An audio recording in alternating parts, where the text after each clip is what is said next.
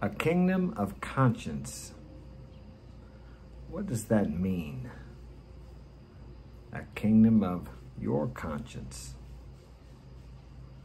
We each have a conscience, a moral compass, a guide within us that tells us what is right from wrong. I'm not talking about the standardized right and wrong, excuse me, good and bad. I'm talking about what you know is right for you and what you know is wrong for you. Sometimes that's different for different people. What may be okay for me to do may not be okay for you to do. And what you can do, I might not be able to do. It may bother me. It may bother my conscience. Or it may go against my moral compass, my moral guide. It's amazing how some people say they know the absolute right and wrong.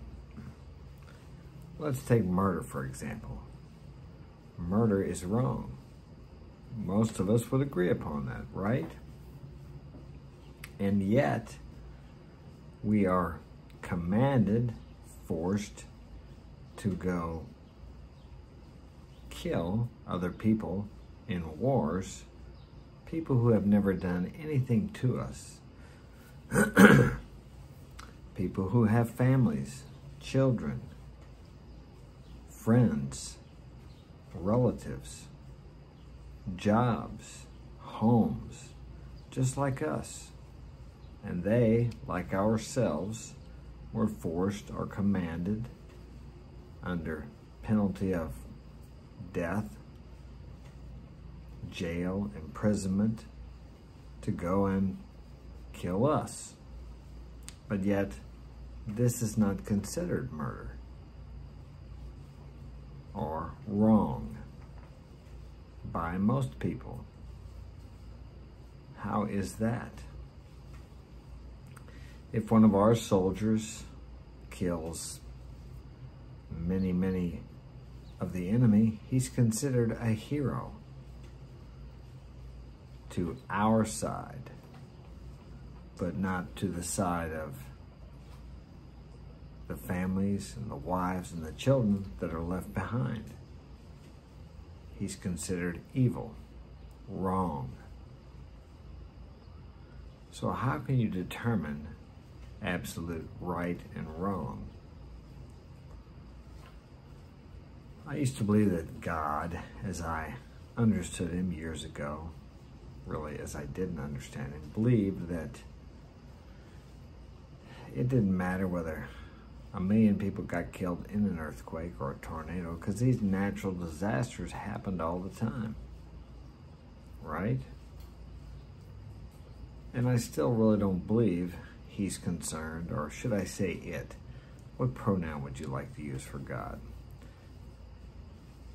I don't know if it's a male, a female, or a neutral. I don't think it's any of those things. I think we lack the vocabulary to describe an omnipotent being or an omnipotent energy for good. But we try, however failingly, to describe this with our limited vocabulary.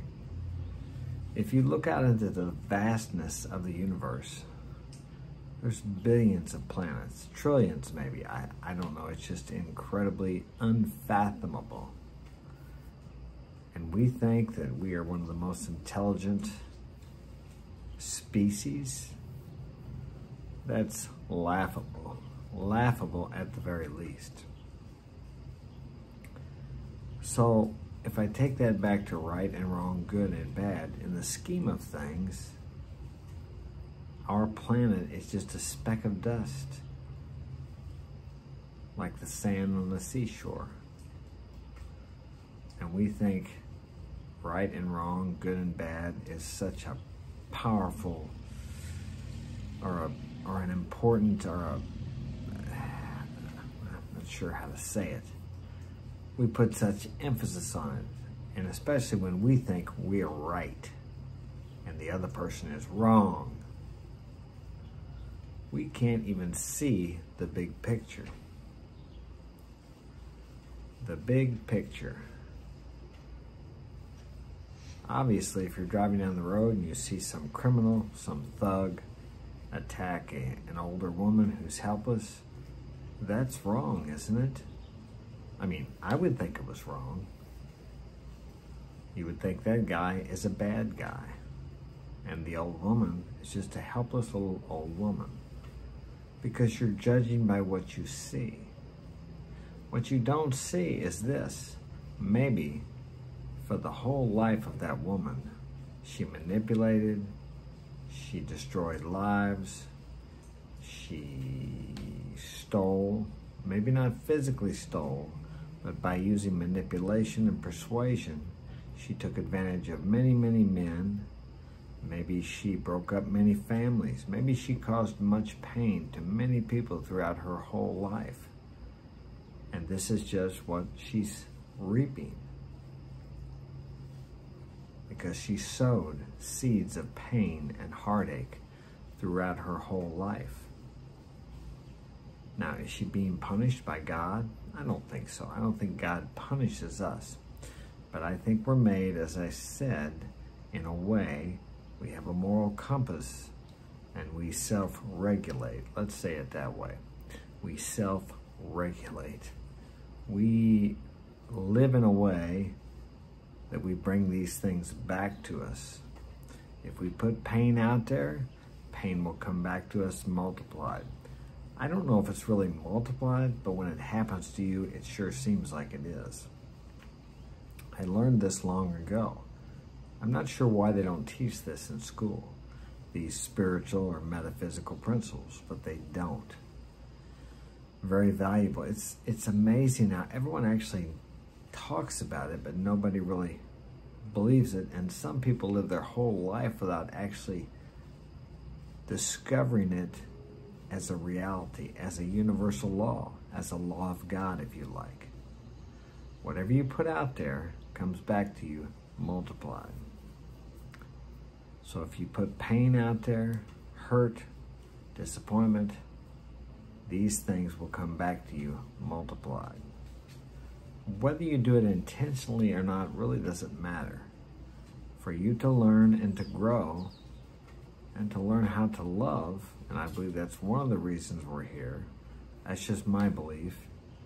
Actually, life has no meaning except the meaning you ascribe to it. As I said earlier, we try to figure something out with our pea brains, with our conscious mind, our logical, rational, thinking mind that is beyond our capability to figure out. Just as I said, when you saw the old woman being attacked by the criminal or the thug, you think you see the whole picture, but you don't see how this thug was raised, how he was beaten by his father and his mother and told he was never going to amount to anything. He's a liar, he's a thief, he's worthless, he's stupid, and this made him what he is, until he experiences life situations where he discovers that what he's doing to other people is hurting them. When that hurt comes back on him, when he reaps what he sows and experiences the pain that he's passed on or that he's put out there.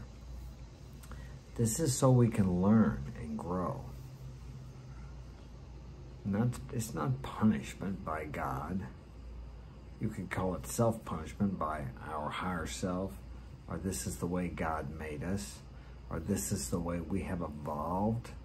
However you choose to look at it, it matters very little.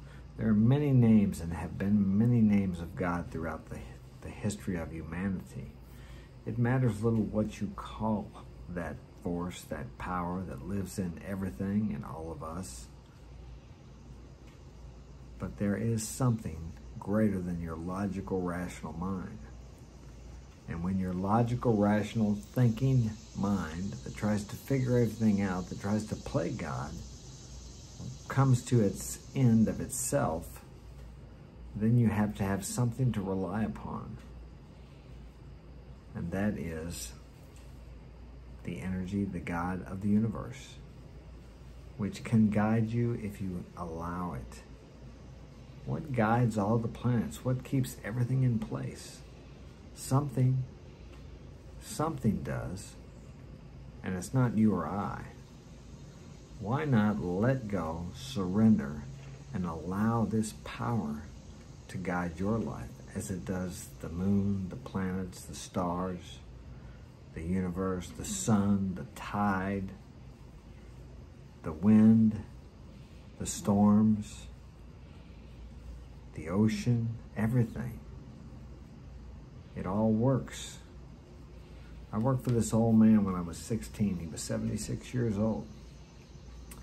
And I remember this when I was coming home one day, and the wind was blowing and knocking off all the dead limbs. It was in the spring, in March. And he said, "Mark, everything is made to work. You see this strong wind blowing, it knocks all the dead limbs off, the leaves, so new ones can grow back out."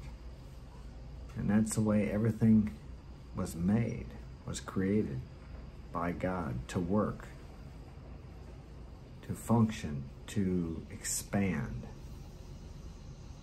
I've never forgotten that, and it's true. And you too were made to expand. So accept the discipline of God, of the universe, of this energy that causes everything to work perfectly. And you too shall grow and become what you came here to be. Take care. That's all I have time for today. Like and subscribe. Share this with a friend if you think it will be of value to them. Have a great day.